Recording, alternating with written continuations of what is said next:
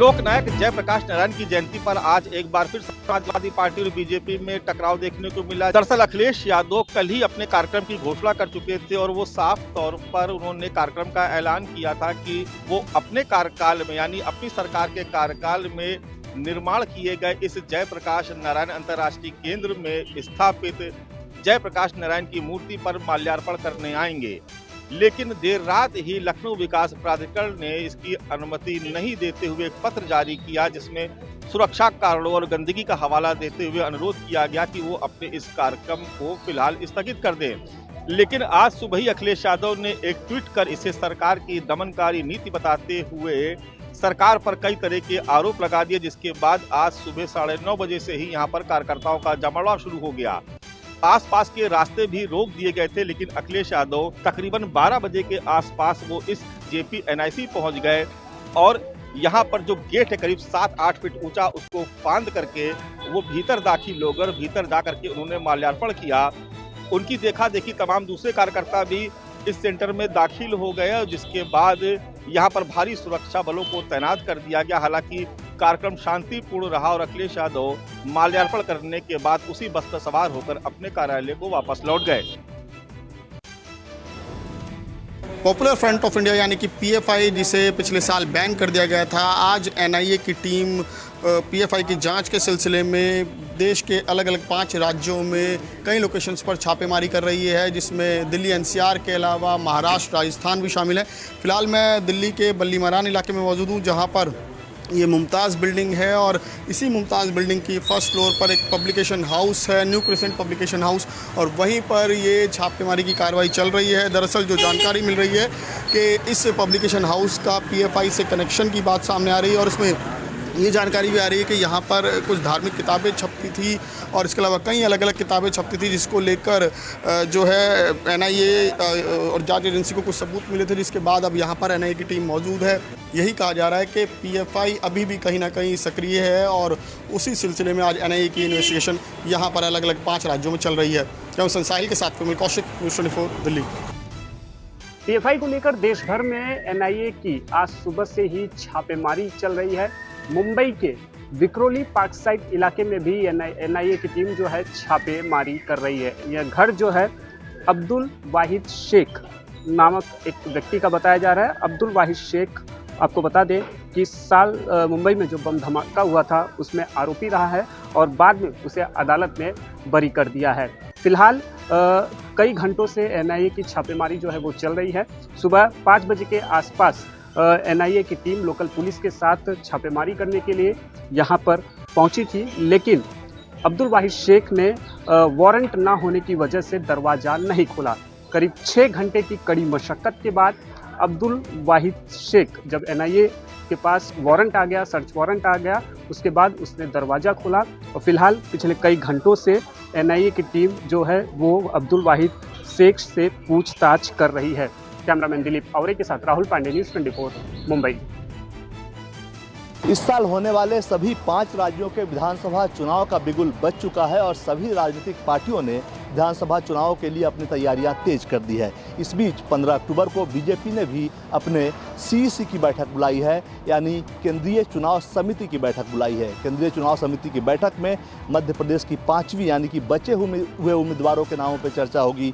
वहीं तेलंगाना की पहली सूची यानी तेलंगाना को लेकर अभी तक कोई बैठक नहीं हुई है, यानी सीईसी में तेलंगाना के उम्मीदवारों के नाम को लेकर अभी तक कोई चर्चा नहीं हुई है। उस दिन तेलंगाना के उम्मीदवारों के नाम पर चर्चा होगी। वहीं राजस्थान की भी बची हुई सीटों पे चर्चा होगी और उसके बाद आने वाले 2-4 दिनों में उम्मीदवारों के नाम का ऐलान किया जाएगा। तो कुल मिलाकर 15 अक्टूबर को जो बीजेपी सीईसी की बैठक होगी उसमें 3 राज्यों राजस्थान, मध्य प्रदेश और तेलंगाना के उम्मीदवारों के नाम पर चर्चा होगी और आने वाले 1-2 दिनों के अंदर तमाम नामों को घोषित कर दिया जाएगा, ताकि उम्मीदवार अपने अपने चुनाव क्षेत्र में जाकर अपनी तैयारी शुरू कर दें। कैमरामैन भरत रावत के साथ कुमार गौरव, न्यूज़ 24 दिल्ली।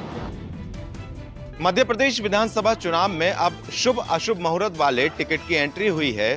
दरअसल पितृपक्ष के दौरान बीजेपी के लगातार कैंडिडेटों की सूची जारी करने को लेकर कांग्रेस ने सवाल खड़े किए हैं। कांग्रेस का कहना है सनातन हिंदू और हिंदुत्व की बात करने वाली पार्टी यानी बीजेपी ऐसे मौके पर पितृपक्ष में भी सूची जारी कर रही है। बीजेपी अपने हिसाब से शुभ अशुभ मुहूर्त देख लेती है। यही वजह है कि कांग्रेस ने अब बीजेपी से पूछा है कि इसकी वजह क्या है। तो वहीं दूसरी तरफ बीजेपी की तरफ से मध्य प्रदेश सरकार के मंत्री नरोत्तम मिश्रा ने साफ कर दिया है, उनका कहना है कि जो सूचियां पहले से लगातार जारी की जा रही थी, पहली सूची भी जारी की गई थी, लेकिन जिन पार्टी यानी कांग्रेस पर पलटवार करते हुए कहा कि कांग्रेस ने कभी सनातन और हिंदुत्व की बात नहीं की और वो पार्टी जो इस तरह की बातें करती है, इस तरह के सवाल खड़े करती है, तो ये अपने आप में एक बड़ी बात है। आपको बता दें कमलनाथ ने साफ कर दिया है कि पितृपक्ष के बाद ही कांग्रेस अपनी सूची जारी करेगी। तो दूसरी तरफ बीजेपी अब तक 4 सूची जारी कर चुकी है, लेकिन सूची जारी करना पितृपक्ष में अब विवाद का कारण बन चुका है। कैमरा पर्सन कमलेश व्यास के साथ विपिन श्रीवास्तव, न्यूज़ 24 भोपाल। राजस्थान में बीजेपी ने अपनी एक बड़ी रणनीति के तहत 41 उम्मीदवारों की सूची का ऐलान कर दिया। पहली सूची है, लेकिन जिन 7 सांसदों को विधानसभा का टिकट दिया गया उन्हें लेकर अब जबरदस्त विरोध भी सामने आ रहा है। इनमें जयपुर से उतारे गए सांसद दिया कुमारी, राजवर्धन सिंह राठौड़ भी शामिल हैं और आज जालोर सिरोही के सांसद देवजी पटेल को लेकर भी जबरदस्त विरोध नजर आया। कार्यकर्ताओं ने उन्हें विधानसभा का टिकट दिए जाने का विरोध किया, उनकी गाड़ी के कांच भी तोड़े, काले झंडे भी फहराए। सूची को जारी करने से पहले अपने 8 बागी नेताओं को भी पार्टी में फिर से शामिल किया था। ये वो नेता थे जो साल 2018 के चुनाव में पार्टी से बगावत कर मैदान में खड़े हुए और बीजेपी उम्मीदवारों की हार का कारण बने रहे। लेकिन बीजेपी के नेतृत्व को लगा कि इंडिविजुअली रूप से यदि ये 30 से 35 हजार वोट ला सकते हैं, यदि बीजेपी का वोट इनमें शामिल हो जाता तो निश्चित तौर पर बीजेपी की वहां जीत हो जाती। तो ऐसे में बीजेपी ने जिन 41 उम्मीदवारों की पहली सूची जारी की है उसमें से 40 सीट बीजेपी की कभी भी नहीं थी और बीजेपी अब उन सीटों पर अपने कद्दावर और दमदार नेताओं के जरिए पूरा फोकस कर रही है। फिलहाल तो यही देखना होगा कि बीजेपी की दूसरी सूची कब आती है और उसमें किस तरह के राजनीतिक समीकरण नजर आते हैं। कैमरामैन विजय सिंह के साथ श्रीवत्सन, जयपुर, न्यूज़ 24। लोक जनशक्ति पार्टी रामविलास पासवान के राष्ट्रीय अध्यक्ष चिराग पासवान ने एक बार फिर से एक बड़ा दावा किया है। चिराग पासवान ने कहा है कि मैं चाहता हूं कि मेरी मां रीना पासवान हाजीपुर लोकसभा क्षेत्र से चुनाव लड़े और मैं जमुई लोकसभा क्षेत्र से ही चुनाव लड़ना चाहता हूं। चिराग पासवान ने कहा कि मैं जमुई लोकसभा क्षेत्र कभी नहीं छोड़ूंगा, लेकिन मैं चाहता हूं कि हाजीपुर लोकसभा क्षेत्र भी हमारे जिम्मे आए, हमारे पार्टी के जिम्मे आए और हमारी मां रीना पासवान वहां से चुनाव लड़े। सबसे बड़ी बात है कि चिराग पासवान के चाचा पशुपति पारस हाजीपुर लोकसभा क्षेत्र से मौजूदा सांसद है और लगातार वो भी दावा कर रहे हैं कि अगर मैं चुनाव लड़ूंगा तो केवल और केवल हाजीपुर लोकसभा क्षेत्र से लड़ूंगा। और दूसरी तरफ चिराग पासवान ने एक बार फिर से दावा किया है। अब देखना दिलचस्प होगा कि हाजीपुर लोकसभा के सीट जो है वह किसके खाते में आती है। कैमरामैन सनी के साथ सौरभ कुमार, पटना, न्यूज़ 24। उत्तर प्रदेश में आने वाले लोकसभा चुनाव में योगी सरकार के कई मंत्रियों को चुनाव लड़वाने की तैयारी की जा रही है। जानकारी के मुताबिक कुछ मंत्रियों को संकेत भी दे दिए गए हैं। जैसा कि पहले से ही तय माना जा रहा था कि भारतीय जनता पार्टी आगामी लोकसभा चुनाव में कुछ मंत्रियों और विधायकों को लोकसभा का चुनाव लड़वा सकती है। इस कवायद के बीच कुछ मंत्रियों के नाम भी सामने आने लगे हैं। इसमें जो प्रमुख नाम है वो है मंत्री दयाशंकर सिंह, मंत्री असीम अरुण, मंत्री राकेश सचान, पर्यटन मंत्री जयवीर सिंह, पीडब्ल्यूडी मंत्री जितिन प्रसाद और दिनेश प्रताप सिंह। इसके अलावा करीब आधा दर्जन दूसरे मंत्रियों को भी चुनाव लड़ने का संकेत दिया गया है कि वह लोकसभा चुनाव की तैयारी में जुट जाएं। इसके अलावा दोनों डिप्टी सीएम को भी बीजेपी लोकसभा चुनाव लड़ा सकती है। दरअसल आने वाले लोकसभा चुनाव में जीत के लिए बीजेपी कोई कमी नहीं छोड़ना चाहती है। यही वजह है कि तमाम दिग्गजों को चुनावी मैदान में उतारने की तैयारी भी की जा रही है। कैमरा पर्सन सचिन सैनी के साथ अशोक तिवारी, लखनऊ, न्यूज़ 24। शिक्षा जगत से घोटाले से ईडी की कार्रवाई लगातार बढ़ते जा रही है और ईडी लगातार शिकंजा अभिषेक बनर्जी पे कसते जा रहा है। 9 तारीख को ईडी दफ्तर में अभिषेक बनर्जी को पहुंचना था, लेकिन अभिषेक बनर्जी ने 9 तारीख को ईडी दफ्तर नहीं पहुंचे थे और उसके बाद कोलकाता हाई कोर्ट ने 10 अक्टूबर को अभिषेक बनर्जी को उनकी कंपनी से जो भी दस्तावेज है उसे जमा करने के लिए कहा गया था। लेकिन अभिषेक बनर्जी ने 10 अक्टूबर को कोर्ट में अपना सारा दस्तावेज जमा नहीं किया और उसके बाद कोर्ट ने साफ तौर पे आदेश दिया है ईडी को कि 48 घंटे के अंदर अभिषेक बनर्जी पे कोई कार्रवाई कर सकती है। तो वही शिक्षा जगत को लेकर लगातार अभिषेक बनर्जी और उनकी पत्नी आज रुजिरा बनर्जी से शिक्षा जगत से, क्योंकि कंपनी में डायरेक्टर थी और उस कंपनी में कैसे पैसे का लेन देन हुआ, इसके सारे तह को लेकर आज ईडी लगातार अभिषेक बनर्जी की पत्नी रुजिरा बनर्जी से सवाल पूछ रहे हैं। कैमरामैन विनोद के साथ Manoj Pandey, news 24, Kolkata. Sharma, news 24। G20 जैसे अंतर्राष्ट्रीय सम्मेलन का गवाह बनी देश की राजधानी दिल्ली, और दिल्ली को खूब सजाया और संवारा गया। लेकिन उसके बाद एक ऐसी तस्वीर सामने आ रही है जो हर किसी को शर्मसार करने के लिए काफी है। इस वक्त हम दिल्ली के प्रगति मैदान के सामने मौजूद हैं, जहां पे आप देखिए शर्मसार करने वाली तस्वीरें आ रही है, क्योंकि ये जो फाउंटेन, बड़े बड़े फाउंटेन, लगभग 10 लाख से ज्यादा की कीमत के फाउंटेन दिल्ली के अलग अलग इलाकों में लगाए गए थे, उसके जो नोजल है वो तक चोरी हो चुके हैं। आप देखिए इस तरह का जो नोजल होता है, और ये जो नोजल होता है वो इस काम आता है, इससे जो पानी का प्रेशर है वो बनता है। लेकिन अब आपको दिखाती हूँ वो तस्वीर की, देखिए चोरों ने किस तरीके से इस नोजल्स को चुरा लिया है। साफ तौर पर G20 में लगातार जो पैसा है वो लगाया गया, लेकिन उससे लोगों की मानसिकता को नहीं बदला जा सका। कैमरामैन भरत रावत के साथ दिव्या अग्रवाल, दिल्ली, न्यूज़ 24। उत्तर प्रदेश की योगी सरकार ने सरकारी डॉक्टर्स को बड़ा तोहफा दिया है। यूपी के सरकारी डॉक्टर्स अब 62 साल की जगह 65 साल की उम्र में रिटायर होंगे। उत्तर प्रदेश के सरकारी अस्पतालों में काम कर रहे चिकित्सक अब 62 साल की जगह 65 साल की उम्र में सेवानिवृत्त होंगे। लेकिन अपर निदेशक से लेकर महानिदेशक स्तर तक के चिकित्सा अधिकारी 62 साल की उम्र में ही रिटायर हो जाएंगे। अन्य स्तर के चिकित्सक जो प्रशासनिक कार्य में शामिल है, उनको छोड़कर जो मरीजों के इलाज में लगे डॉक्टर से वो 65 साल की उम्र तक कार्यरत रह सकेंगे। इस प्रस्ताव को योगी सरकार की कैबिनेट में मंजूरी दे दी गई है। हालांकि इस फैसले का कुछ चिकित्सक समर्थन तो कुछ विरोध भी कर रहे थे, लेकिन उत्तर प्रदेश के सरकारी अस्पतालों में डॉक्टर्स की कमी को देखते हुए योगी सरकार ने ये बड़ा फैसला लिया है। हालांकि इन डॉक्टर्स के सामने अभी भी VRS का विकल्प खुला है, यानी जो चिकित्सक चाहें वो 62 साल की उम्र तक काम कर सकते हैं, और जो ना करना चाहें वो 62 साल के बाद स्वैच्छिक सेवानिवृत्ति की भी घोषणा कर सकते हैं। कैमरा पर्सन धर्मेंद्र कुमार साहू के साथ मानस श्रीवास्तव, लखनऊ, न्यूज़ 24। मां वैष्णो देवी के भक्तों के लिए बड़ी खुशखबरी है। भवन में श्रद्धालुओं के लिए बनाया जा रहा स्काईवॉक तैयार हो चुका है। अब श्रद्धालु स्काईवॉक के जरिए मां वैष्णो देवी के द्वार जा पाएंगे। इस स्काईवॉक का कल राष्ट्रपति द्रौपदी मुर्मू उद्घाटन करेंगी, और भवन में पार्वती भवन को भी रिमॉडल किया गया है। इसका भी लोकार्पण राष्ट्रपति करेंगी। आपको बता दें कि स्काईवॉक को बेहद ज्यादा अत्याधुनिक सुविधाओं से लैस रखा गया है। श्री माता वैष्णो देवी श्राइन बोर्ड प्रशासन की ओर से वो हर संभव कोशिश की जा रही है कि जो भी श्रद्धालु देश विदेश से मां वैष्णो देवी के दर्शनों को आए, उसकी यात्रा बेहद ज्यादा सुखमय हो। आने वाले नवरात्रों में श्रद्धालुओं के लिए डिजिटल लॉकर की सुविधा भी श्रद्धालुओं को मिलेगी। उसी के साथ अब श्रद्धालुओं को 5 जगहों पर यानी 5 कियोस्क बनाए जाएंगे। श्रद्धालुओं को ऐसा आभास होगा कि मानो वो मां वैष्णो देवी के प्राचीन गुफा से मां वैष्णो देवी के दर्शन कर रहे हैं। ये दर्शन वर्चुअल होंगे। कैमरामैन पवन के साथ पंकज शर्मा, न्यूज़ 24, कटरा। मुंबई के दादर स्थित शिवाजी पार्क मैदान में इस बार फिर शिवसेना उद्धव ठाकरे गुट की दशहरा रैली होगी। एकनाथ शिंदे गुट ने अपना एप्लीकेशन वापस ले लिया है। दोनों गुटों ने उस मैदान के लिए दावा किया था, लेकिन एकनाथ शिंदे ने ये कहा कि कानून व्यवस्था बिगड़ सकती थी, और चूंकि मैं राज्य का मुख्यमंत्री हूं, इसलिए मैं अपना दावा पीछे लेता हूं। एकनाथ शिंदे ने शिवसेना उद्धव गुट पर तंज भी किया है कि जिस मैदान से बाला साहब ठाकरे कांग्रेस को ललकारते थे, उसी मैदान में अब शिवसेना यानी उद्धव गुट उस स्टेज पर कांग्रेस के लोगों को बिठाती है, यानी कि हिंदुत्व की जो विचारधारा है उसको भूल गई है। ऐसी रैली का क्या फायदा। अगर इस मैदान में दशहरा रैली की बात करें तो शिवसेना हमेशा से यहाँ पर करती आई है, और पिछले साल भी इस मैदान में दशहरा रैली को लेकर दोनों गुटों के बीच टकराव हुआ था। दोनों ही गुट बीएमसी में एप्लीकेशन किए थे, और उस बार भी उद्धव गुट को ही ये मैदान रैली के लिए मिला था। कैमरामैन विनोद के साथ इंद्रजीत सिंह, न्यूज़ 24, मुंबई।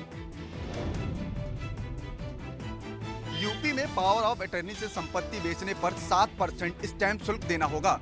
राज्य सरकार ने करोड़ों रुपए के स्टाम्प को 100 रुपए के स्टाम्प पेपर पर पावर ऑफ अटर्नी लेकर संपत्ति बेचने के खेल पर रोक लगा दी है। अब ब्लड रिलेशन को छोड़कर बाहरी व्यक्ति को पावर ऑफ अटर्नी वाली संपत्तियों पर सर्किल रेट के हिसाब से 7% स्टैंप शुल्क देना होगा। वहीं संपत्ति की देखरेख के लिए की गई पावर ऑफ अटर्नी को शुल्क के बाहर रखा गया है। सीएम योगी आदित्यनाथ की अध्यक्षता वाली मंगलवार को हुई कैबिनेट बैठक में ये फैसला लिया गया है। शहर से लेकर गांवों तक पावर ऑफ अटर्नी के सहारे संपत्तियों की खरीद फरोख्त का बड़ा धंधा चल रहा था। खासकर बिल्डर और प्रॉपर्टी डीलर इसके सहारे करोड़ों के स्टैंप शुल्क की चोरी कर रहे थे। आपको बता दें, इससे स्टैंप व राजस्व को नुकसान हो रहा था, तो वहीं दूसरी तरफ गाँव के किसान और शहर के गरीबों को आयकर का नोटिस पहुँच रहा था। कैमरा पर्सन सचिन सैनी के साथ मनोज पांडे, लखनऊ न्यूज 24।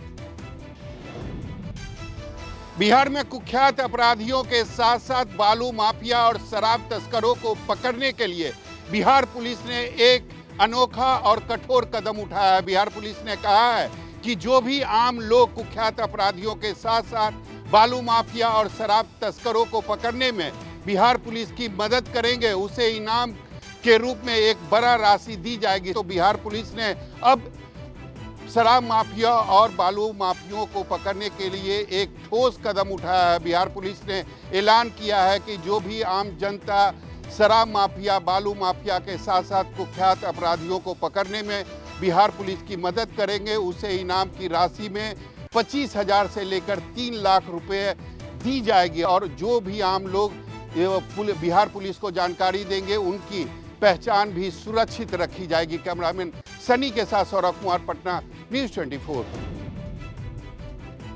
गुजरात में आज खबर सबसे बड़े स्टेडियम में होने वाले सबसे बड़े मुकाबले में सबसे कड़ी सुरक्षा व्यवस्था की।